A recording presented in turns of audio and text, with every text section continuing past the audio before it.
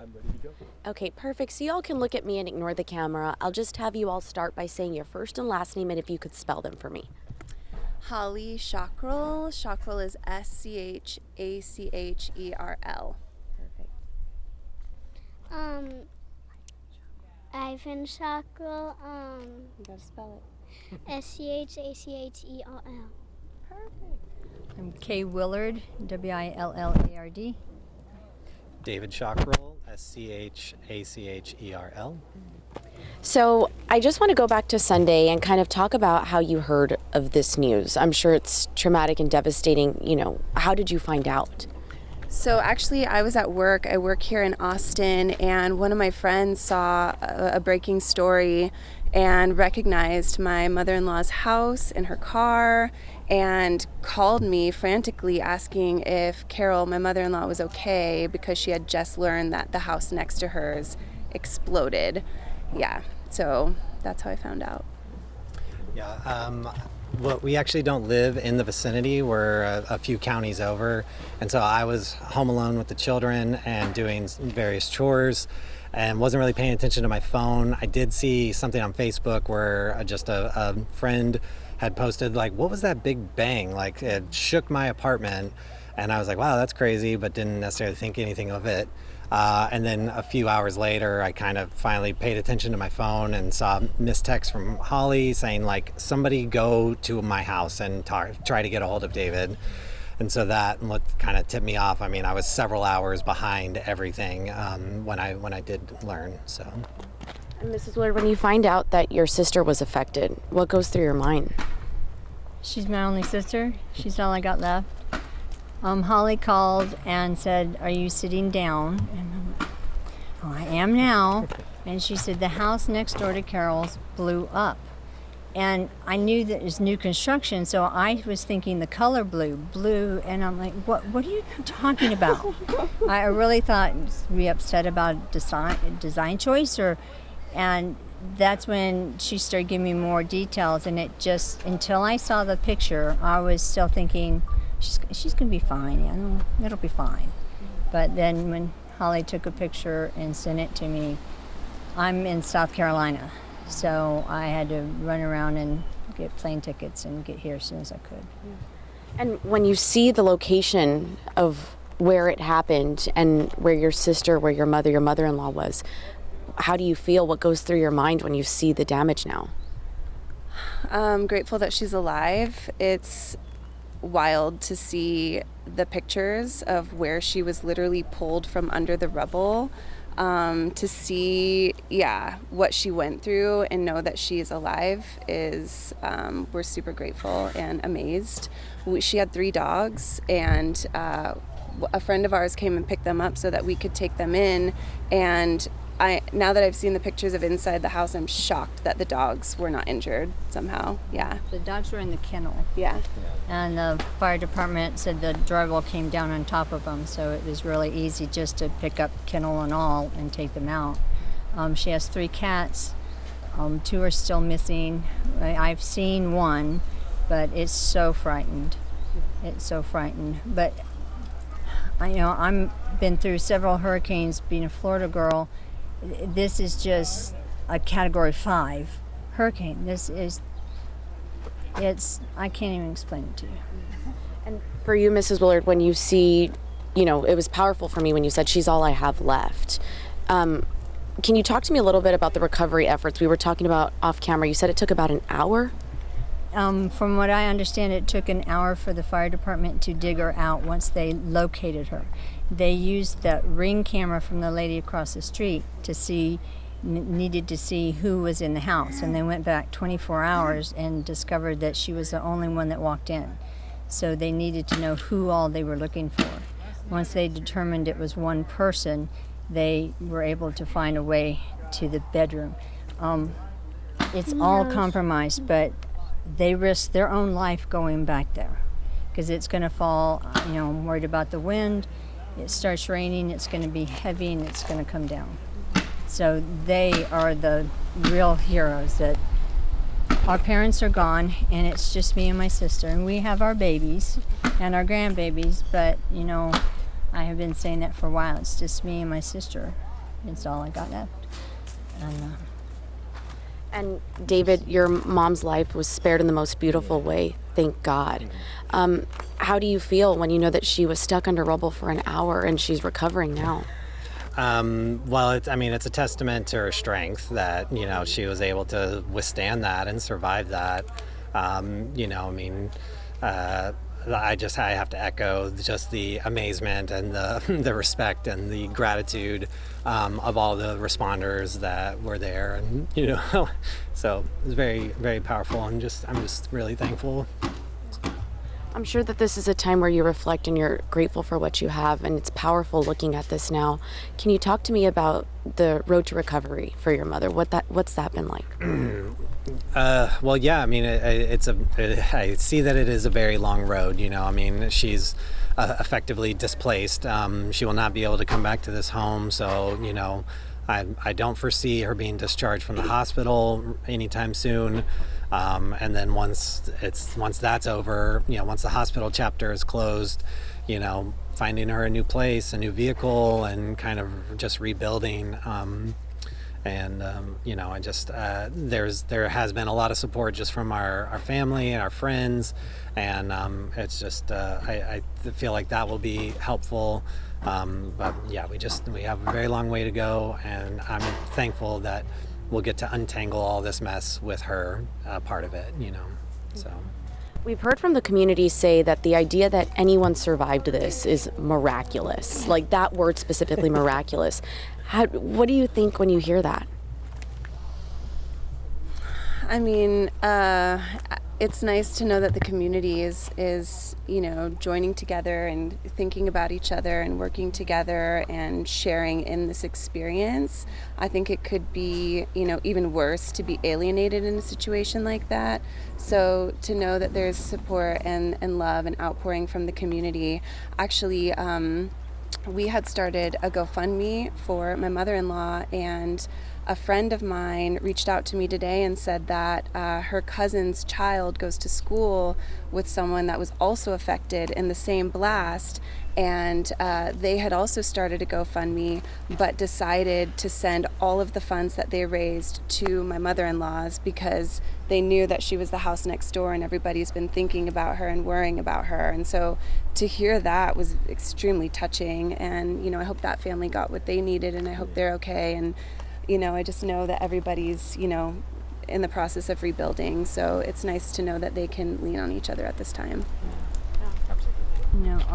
This is Chris. He's the firefighter that pulled her out. Wow. So I'm going to go find him and give him an official hug. Yeah. Wow. No, that's beautiful. I want to talk about today, the breathing tube is removed. You're able to speak with her, but you haven't spoken with her prior to today. Is that right? Yeah, she's been just intubated and heavily sedated, in preparation for her multiple surgeries. So yeah, we have she's been able to open her eyes a bit, and I believe that she knew I was there. She was able to squeeze my hand when I told her I was there, and so yeah, I'm just very looking forward to hearing her voice. So when I got off the plane, it just occurred to me. I was going to sing her songs that our mama sang us when we were little girls. And when I went in there, I started singing them, and she not only squeezed my hand, she reached for my hand and took it, and her eyes fluttered, so I know she heard it. And it just was the biggest thing to see her like that. So I've never seen her like that. Never. In just a few moments, you're going to be able to speak with her. What do you think she's going to say?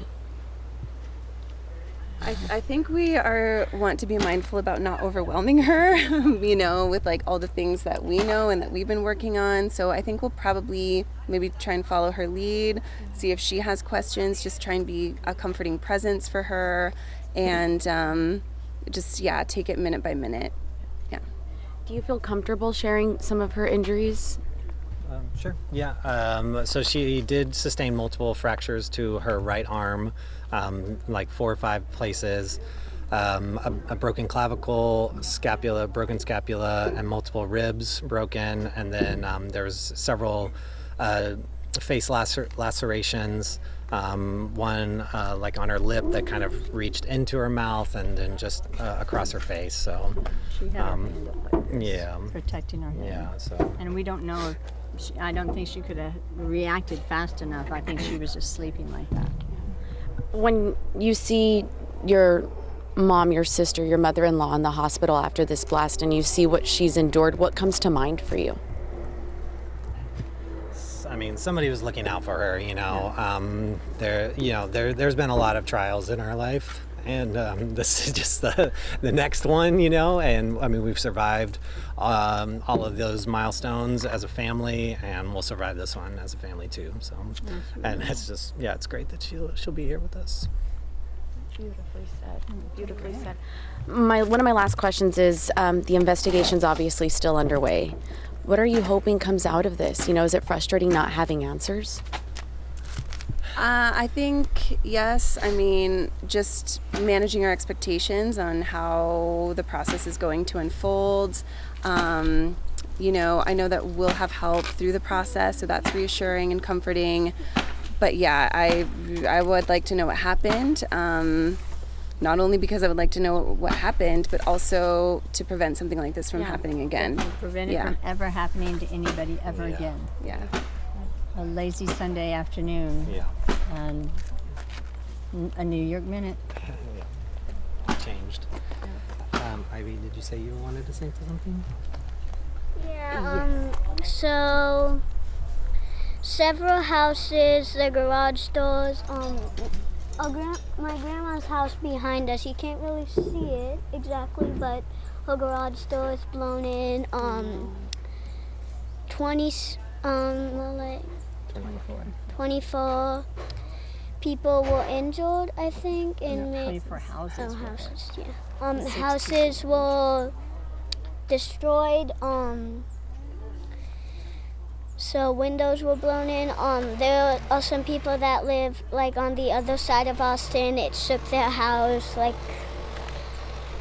everyone was worried. So I'm just really glad that she's still alive, and I'm glad that we have a dog so that they're safe. I think so too. I want to ask you, and you have your twin sister here with you now, do you all have a favorite memory of your grandma? Yes. I like when we go swimming together, because one time she reached for my hand because I was doing a trick on her. She had a swimsuit on, and I said, I'm cold, I can't even move, so she pulled me out. Then I pulled her into the pool, and she made a big splash. And do you have a favorite memory with your grandma? Well, a few days ago we went bike riding with her, and that was really fun. Is there anything else anyone wants to add at all that maybe I haven't yet asked you? I'm not sure, but just another thing to note, just of the strength of my mom, is that she has been the primary guardian for my dad for the last several years. About 4 years ago, he was admitted into a memory care facility where he had developed a very aggressive form of dementia, and so that's been just a massive hurdle for us to overcome, both emotionally and financially, and she's been navigating it as best as she can, and us as a family navigating it, it's just for me, it's just another layer of like the tragedy and the devastation that we're faced with. I guess that's just something to note, I guess. You all are a very kind and positive family, and I just get that off of briefly knowing you. And right now, in the face of adversity, can you talk to me about why you remain so positive and kind and strong when a lot of people right now would not be this way? I think that we receive so much positivity and kindness from our community. We're really fortunate to have attracted so many amazing people into our lives, and all of our friends love Carol so much, and all of Carol's friends love us so much. And so we're just really fortunate to have an amazing foundation of community, and we can all just kind of cling to each other and help each other out and hold each other up. So Sorry. I think, like the first thing that jumped to mind was about 20 years ago, my older brother passed away. And at that moment, it brought me and my mom and my dad together as a unit, just clinging to each other to be able to survive. And I feel like that was something that it showed me, the power of our family, just so, in the face of our family shrinking very dramatically and very abruptly, it demonstrated to me the value of family, whether that be blood family or chosen family. And I feel like that it was just something that changed me going through that experience. And, I think that just shaped me to where I am and how I approach the people in my life. And so. For me, it would go back to our parents and our grandparents, because my daughter said, well, where are you going to stay? And I was like, oh, I was going to stay with Carol. But we have, Mom and Dad were raised with an awesome family. My dad is Doyle Wade, his wife is Jean, and the Wades in Austin. They have come forward. All my cousins have come forward. They're holding me up. They've given me a car. What do we need to do? How can we help you? Because Mama always said, when these disasters, I lost a son 33 years ago, and Mama says we circle the wagons and we come together as a family. Doesn't matter if we're arguing about something, as a family, and in times of need, they come forward. And our cousins and our friends have just been so fantastic. It all goes back to Mom and Dad and our grandparents, how we were raised. You all are so rich in love, and it's so obvious. Thank you so much for sharing that. I appreciate it so much.